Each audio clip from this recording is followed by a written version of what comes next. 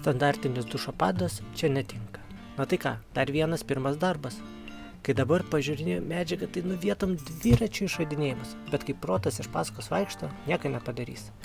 Pirma, tai nenorėjau viso tūrio lieti iš mišinio. Tai mečiau trejetą silikatinių blokelių, kad be reikalingo svorio čia nekurti. Bet koks užtemimas buvo, kai iš to pačio blokelio galvojau bortelį padaryti, tai nežinau.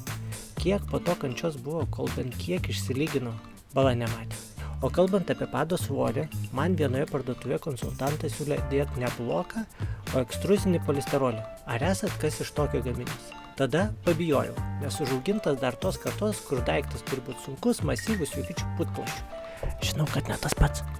Bet dabar galvoju, reikėjo surizikuoti.